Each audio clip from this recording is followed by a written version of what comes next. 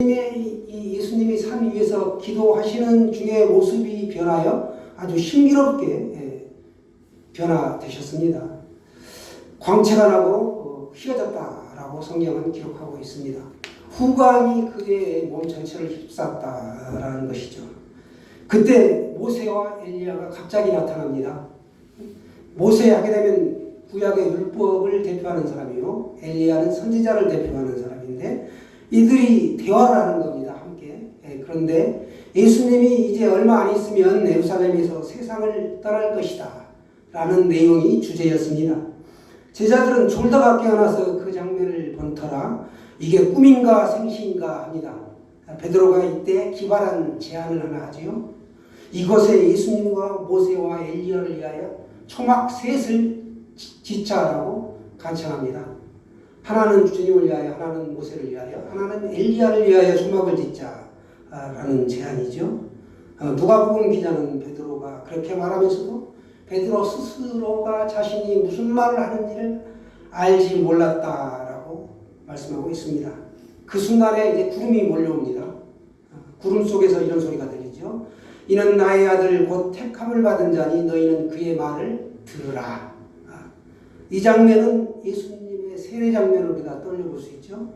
누가복음 3장에도 보시면 너는 내 사랑하는 아들이라 내가 너를 기뻐하노라 했겠죠. 오늘 본문에 나오는 그 소리와 내용이 비슷합니다. 소리가 그치고 모세와 엘리야가 보이지 않게 됩니다. 그리고 예수님만 남아있던 것이죠. 제자들은 이제 말문이 막혔습니다. 그리고 그거 본 것을 아무에게도 얘기하지 않았다라고 36절이 전하고 있습니다. 오늘 교회력으로 우리가 산상변모주일이다 라고 절기를 지키고 있습니다. 변모주일이라고 간단하게 말하기도 하는데요. 주현절과 사순절 사이에 자리를 잡고 있습니다. 주현절은 예수님에게서 하나님의 신성이 나타나는 것을 의미하는 절기가 바로 주현절이고, 사순절은 예수 그리스도의 고난과 십자가의 그 고난에 동참한다는 의미의 절기가 바로 사순절이 되겠습니다. 단순히 우리가 고난에 동참한다, 이것만으로는 뭔가 좀 부족하다라는 거예요. 예수님은 하나님의 아들이시고 하나님이 기뻐하는 자다라는 사실이 그 뒤에 뒷받침되어 있다라는 사실입니다. 바울은 호련히 하늘로부터 빛이 그를 둘러 비추는지라 땅에 엎드러져 들으매 소리가 있어 이르시되 라고 사도행전 9장에 이렇게 바울이 하나님을 만나는 장면이 묘사되는데요. 이 빛이라는 건 고대인들에게는 하나님의 나타나신 현현을 말씀하고 있습니다. 그 문학적인 은유가 된다는 것이죠. 고대인에게 이 빛은 하나님을 표현하는데 이 이상으로 적절한 표현이 없었다라는 것입니다. 하나님의 영광은 그래서 우리가 빛으로 나타난다라고 성경의 곳곳에 표현하고 있습니다. 여러분, 왜 이 산상변모주일이 중요한 절기가 될까요? 주님께서 이 세 명의 제자를 데리고 산에 올라가셨을 때 그 산에서 놀라운 일들이 펼쳐집니다. 그 산의 이름을 예수님이 놀랍도록 변화되셨기 때문에 변화산이다라고 부르고 있죠. 첫 번째는 예수님의 용모가 변화되어 그 옷이 휘어져 광채가 났다라는 것을 우리가 알 수 있고, 두 번째는 구약의 모세와 엘리야가 나타나 예수님과 함께 대화를 했다. 우리가 만나면서도 대화를 하죠. 대화를 나눴다라는 것이고, 세 번째는 구름 속에서 하나님의 음성이 들렸다. 그 음성이 그런데 이는 나의 아들이니 너희는 그의 말을 들으라 이렇게 하셨다라는 겁니다. 이 모든 일들이 정말 놀라운 일들입니다. 하룻밤 사이에 다 일어난 일들이죠. 베드로 사도는 이러한 경험을 한 후에 이렇게 기록을 합니다. 우리 주 예수 그리스도의 능력과 강림하심을 너희에게 알게 한 것이 내가 교묘히 만든 이야기를 따라서 하는 것이 아니요 우리는 그의 크신 위엄을 친히 본 자다. 우리는 그의 크신 위엄을 친히 본 사람들이다 라고 고백하고 있습니다.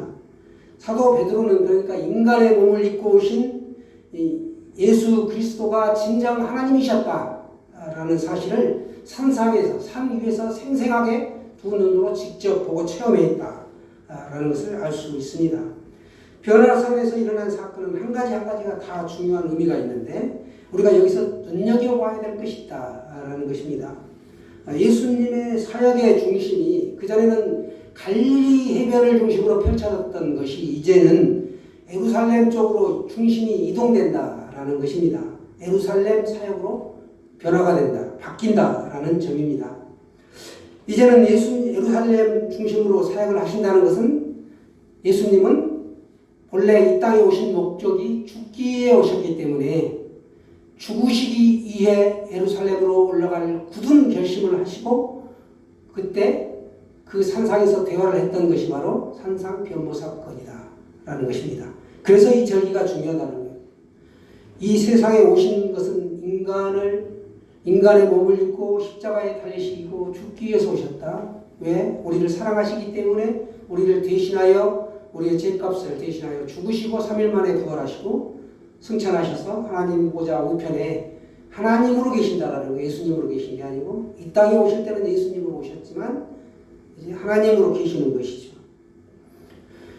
우리의 죄를 속량하시고 구원하시기에 오신 그 예수님이 산 위에서 내가 이제 나는 하나님이다라는 걸 생생하게 보여주셨고 예루살렘으로 올라가서 사역을 펼치 굳은 결심을 했다라는 것을 보여주신 것입니다. 결심을 하신 것입니다. 그 사건이 산상변모 사건이고 그걸 계기로 이제 이루어졌다라고 알 수 있습니다. 그만큼 그 산상변화 주일의 사건은 중요하다라는 것입니다. 죽으러 가는데 어떤 사람이 기쁘게 죽을 수 있습니까? 힘들죠. 그러나 하나님의 뜻에 순종하여 예루살렘으로 내가 가겠다라고 굳은 결심을 하신 것입니다. 오늘 본문은 단적으로 예수님이 기도하러 산에 올라가셨다라고 말씀하고 있습니다. 지금 올해 초부터 계속적으로 우리가 기도의 중요성에 대해서 강조하고 있습니다. 기도, 날마다 강조하는 게 기도죠. 예수님도 마가복음 1장에 보시면 새벽 아직도 밝기 전에 예수께서 일어나 나가 한적한 곳으로 가서 거기서 기도하시더니 습관을 따라 기도하셨다는 거예요. 매일 새벽에. 그래서 이게 뭐 새벽 기도의 효시다라고도 얘기하는데요. 사실 새벽 기도라는 것이 처음에는 미신적인 행위에서 시작이 됐습니다. 그런데 그게 우리 민족의 전통으로 자리를 잡게 되었죠. 첫 시간을 내가 하나님 앞에 드리고 하루에 할 일을 고하면서 내가 하나님의 인도함을 받는다라는 데 초점이 있는 것입니다. 내 뜻대로 살지 않고 내가 하나님의 음성을 따라서 살겠습니다라는 고백이죠. 예수님은 늘 기도하셨습니다. 공생애를 시작하기 전에 또 40일간 광야에서 금식 기도를 하셨고 12 제자들을 택하실 때도 기도하셨습니다. 그리고 오늘 십자가에서 죽으시기에 예루살렘으로 내가 올라가야 되겠다라는 굳은 결심을 하시기 전에도 이 기도를 하셨습니다. 하나님의 뜻을 알기 위해 기도하셨고 그 뜻에 순종하기 위해 기도하셨다는 사실입니다. 기도 없이는 우리가 하나님 뜻대로 살 수도 없고 순종할 수도 없습니다. 기도 없이는 우리가 악한 마귀의 권세를 깨뜨릴 수도 없고 이 세상에서 헤쳐나갈 수도 없다라는 것입니다. 우리가 기도함으로 하나님께 온전히 집중할 수가 있고 문제가 해결을 받습니다. 한적한 곳을 찾아서 기도의 골방을 찾아서 기도하시는 여러분 되시기를 바랍니다. 하나님은 우리의 필요에 따라서 모든 것을 주시고 반응하시는 분이 아니다라고 존 비비어가 말했습니다. 하나님은 우리의 필요에 따라 반응하시는 분이 아니라 우리의 믿음에 반응하시는 분이다. 우리의 믿음을 따라서 반응하신다. 이 사실을 기억하셨으면 좋겠습니다. 예수님이 기도하실 때 용모가 변화되고 그 옷이 휘어져 광채가 났다라고 오늘 29절에 말씀하고 있습니다. 이게 예수님의 본 모습이 드러나신 것이죠. 인간의 몸을 입고 이 세상에 비록 오셨지만 예수님은 하나님이셨다. 그렇지만 하나님과 동등됨을 취하지 아니하시고 본체인 모습을 비워서 종의 형체로 이 땅에 임하신 것입니다. 오늘 본문에서 예수님이 본체이신 하나님의 모습으로 변화되었다. 이게 참 중요하죠. 왜 인간의 몸을 입고 종의 모습으로 이 세상에 오셨는가? 대속의 죽음, 속량하시기 위해서 오셨다라는 것입니다. 대속하시기 위해서는 먼저 자신이 죄가 없어야 되죠. 자신도 죄가 있는데 죄가 있는 사람이 어떻게 남을 대신해서 죽을 수가 있겠습니까? 두 번째는 실제로 죽어야 된다. 그런데 예수님은 실제로 십자가에서 죽으시고 3일 만에 부활하셨습니다. 이 죄의 삭슨 사망이기 때문에 누구나 인간은 죽을 수밖에 없는데 예수님이 우리 죄를 대신하여 실제로 죽으셨기 때문에 우리는 죄가 이제 없는 의인으로 칭함받게 되었습니다. 그래서 우리는 믿음으로 구원을 받았습니다. 입으로 시인하여, 마음으로 믿고 입으로 시인하여 우리가 구원을 받죠. 나를 대신하여 예수님이 죽으신 것을 우리가 믿고 나의 주님이라고 고백합니다. 우리는 용서를 받게 되었고 구원을 받게 되었다라는 것이죠. 그러나 우리가 구원의 성화의 과정을 계속 갑니다. 이 일을 할 수 있는 분은 하나님의 아들로 오신 예수님밖에 없다. 그래서 성경에 수차 내가 길이요 진리요 생명이다. 나로 말미암지 않고는 아버지께로 올 자가 없다. 성경은 말씀하고 있습니다. 오직 하나님이셨던 예수님만이 그 자격이 있고 그 일을 이루셨습니다. 그래서 누구든지 예수님을 초청하여 모셔드리기만 하면 나는 하나님의 자녀가 되고 내 인생은 구원의 여정을 따라서 실제로 천국에 가서 천국 영원히 살게 된다라는 것입니다. 또 예수님의 용모가 되고 나서 놀라운 일들이 벌어지는데 구약의 그 유명한 모세와 엘리야가 나타나 대화를 나누었다라는 것입니다. 한 가지 궁금한 것은 모세와 엘리야, 모세는 1400년 전의 사람이죠. 엘리야는 지금으로부터 600년 전의 사람입니다. 그런데 처음 보자마자 이 베드로, 요한, 야고보가 어떻게 모세와 엘리야를 알아봤을까요? 그것은 성령께서 알아볼 수 있도록 눈을 열어주신 것이죠. 성경에도 보면 모세의 모습이 언급되어 있고 엘리야는 이런 사람이라고 기록이 되어 있는데 그 말씀을 통하여 또 성령께서 밝히 조명해 주셔서 단박에 이 사람들이 모세와 엘리야구나 라고 깨달을 수 있었다는 것이죠. 그런데 장차 예수님께서 영광 중에 별세하실 것이다 라는 것을 말씀하고 있었다라는 것입니다. 별세라는 것은 윗사람이 세상을 떠나는 걸 우리가 별세라고 하죠. 세상을 떠나는 것. 그런데 그 별세의 원어가 뭐냐면 엑소도스라고 합니다. 출애굽에 보면은 이스라엘 백성들이 노예 생활을 하다가 탈출을 하죠. 그게 출애굽 엑소도스입니다. 그게 나오고요. 두 번째는 이스라엘 백성들이 포로로 70년 동안 붙잡혀가게 되는데 그 70년 생활하면서 다시 노임을 받습니다. 해방을 받죠. 그게 또 두 번째 성경에 기록된 엑소도스였습니다. 그런데 오늘 예수님이 이제 예루살렘에 가서 십자가에 달리시고 죽으신다는 거예요. 별세하신다는 겁니다. 이 죽는 것, 왜 죽는가? 인류의 죄를 대속해서 속량하시기 위해 죽으신다. 인류의 그 죄와 사망의 권세로부터 인류를 노임받게 하는, 해방시키는 그런 역할을 예수님이 하셨다라는 것입니다. 그걸 하시기 위해서 지금 가시는 것이죠. 그게 바로 엑소도스가 되겠습니다. 그래서 오늘 우리 인류가 그 예수님의 피값으로 구원받고 하나님의 자녀가 되었습니다. 여러분 믿으시죠? 아멘.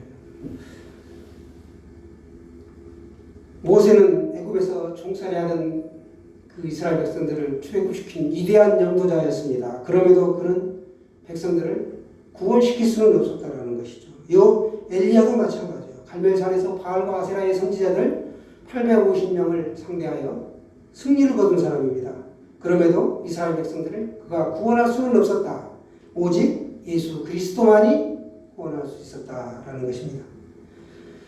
아무도 알지 못하는 제자들은 이 변화산의 사건이 너무 좋았기 때문에 베드로가 철없는 얘기를 한 것이죠. 여기가 좋사오니 지금 여기에 초막셋을 지을 테니까 하나는 주님을 위해서 짓고 하나는 모세를 위하여 하나는 엘리야를 위하여 짓고서 여기서 지내는 게 너무 좋겠습니다. 주님라고 간청하는 것이죠.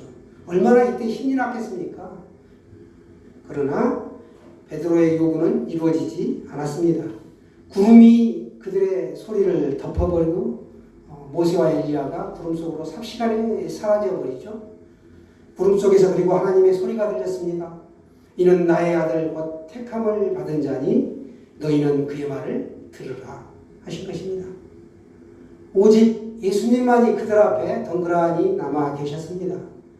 지금 베드로와 제자들은 하나님의 나라와 그 신비를 몸소 맛보았습니다. 구약에서 얘기로만 듣던 모세와 엘리야를 만나는 놀라운 경험을 한 겁니다. 초막을 짓고 거기서 살면 거기가 천국인데 굳이 산 아래에 내려갈 필요가 뭐가 있느냐라는 것이죠. 그러나 이 놀라운 광경이 사라지고 모세도 떠나고 엘리야도 떠나고 다 떠났습니다. 예수님의 그 변화된 영보도 간 곳 없이 사라지고 지금까지 보아왔던 그 예수님의 모습으로 다시 돌아왔다라는 사실입니다. 그들에게 있어서 정말 중요한 것은 모세도 아니고 엘리야도 아니라는 겁니다. 더구나 산 위에 초막을 짓고 사는 것도 중요한 일이 아니었습니다. 예수님의 말씀을 듣고 예수님이 예루살렘에서 별세하실 텐데 너희는 주님을 따라가라는 겁니다. 그 따라가는 일이 중요하다라는 것입니다. 십자가에서 인간을 대신하여 죽으신 예수님, 그분을 믿고 그분의 말씀을 믿고 따르라는 것입니다. 그분이 우리를 구원하실 구세주가 되시기 때문에 그분을 따르라 라고 말씀하신 것입니다. 그분만이 우리를 대속하실 수 있고 그분만이 우리의 그리스도가 되시고 주님이 되십니다. 그래서 바울은 내게는 우리 주 예수 그리스도의 십자가 외에는 결코 사랑할 것이 없다. 바울은 학벌이나 여러 가지 가문이나 이런 것들을 볼 때 남에게 충분히 자랑거리가 많았음에도 불구하고 이런 것들을 내가 다 배설물로 여겼다라고 고백하고 있습니다. 저와 여러분이 기도를 통해서 하나님의 뜻을 알고 또 하나님께서 주신 이 소중한 삶을 우리가 순종하며 살아가시기를 바랍니다. 구원을 이루실 분은 오직 예수 그리스도, 우리의 인생의 주인은 그래서 주님이시다라는 것이죠. 고난의 발걸음을 우리와 함께 하셨습니다. 또 사랑하는 여러분, 이제 우리가 살아도 주를 위하여 죽어도 주를 위하여 오직 주님의 영광을 위하여 우리가 살아갈 텐데 주님의 그 명령 따라 주님의 말씀대로 따라가는 복된 인생 되시기를 축원합니다.